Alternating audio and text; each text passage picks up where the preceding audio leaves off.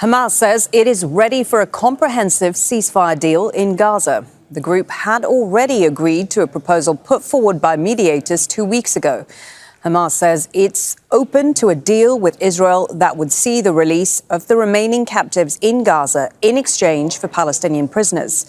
It also wants the complete withdrawal of Israeli forces from the Strip. But Israel has rejected the offer, saying Hamas continues to, quote, deceive using empty words. Let's remind ourselves of efforts to broker a truce in Gaza. In January of this year, Israel and Hamas agreed to an initial 6-week ceasefire. By that time, nearly 47,000 Palestinians had already been killed. But 2 months later, Israel launched airstrikes violating the truce. More than 400 Palestinians were killed that day alone. And during the temporary ceasefire, the death toll climbed to more than 49,000. In May, mediators brought both sides back to Doha, but the negotiations collapsed.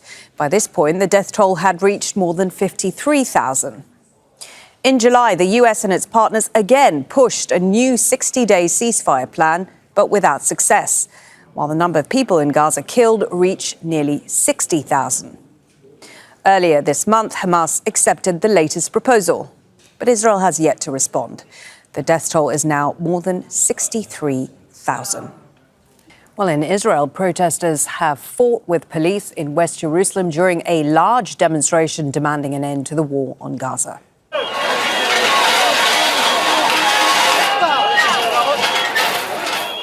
Crowds had gathered outside the home of Prime Minister Benjamin Netanyahu. They say they want the government to reach a deal with Hamas and ensure the release the captives that are held in Gaza. Netanyahu has condemned the protesters, saying their actions are like those of what he calls fascist militias.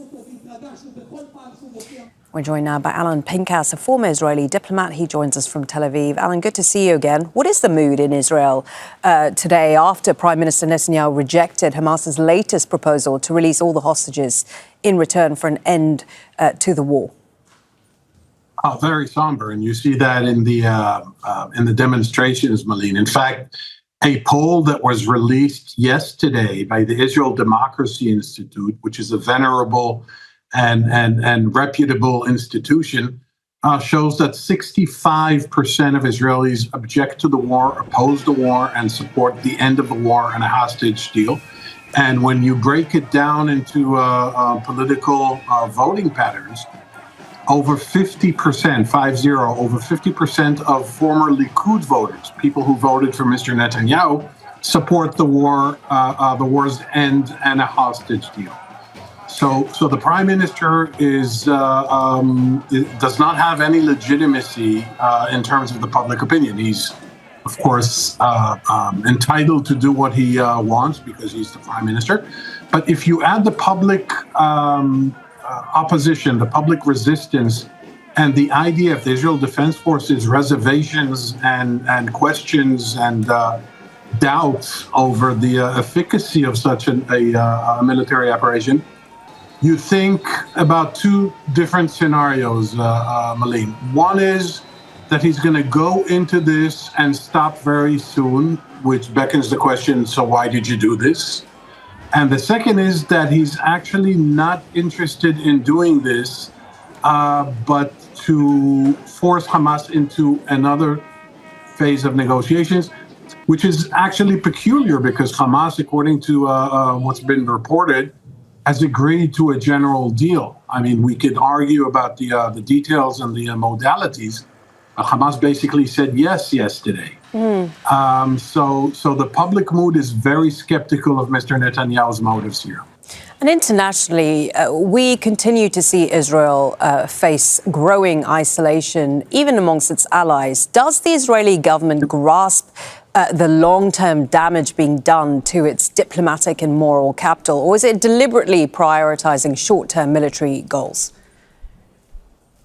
No, they don't grasp the severity of the political or diplomatic, rather, isolation. And B, you're exactly right, Malene, this is deliberate. There is one factor that can end this war, and I think we've discussed this before, but apparently no one was listening to us, and that is the U.S. If the U.S. wants this war to end, it could end in 24 hours. All it takes is a phone call from President Trump to Netanyahu saying enough is enough, end this war. You have 24 hours to do so, and complement that with an American proposal in a take it or leave it kind of way to end the conflict in Gaza. And such proposals already exist. All you need is to write a new date on top, and there you have it.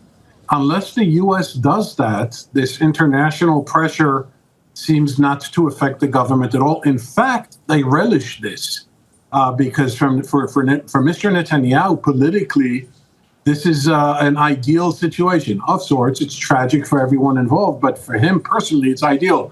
It's me against the world. I'm the only one standing up to the world. The world is anti-Semitic. The world is hypocritical, and so on and so forth. You're familiar with the platitudes. So he's not very attentive to these international pressures from allies, as you correctly pointed out, until now.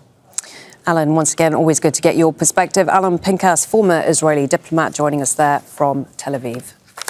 Don't miss out. Get the full picture. Subscribe to Al Jazeera for reliable news and expert insights. Like, share, stay ahead.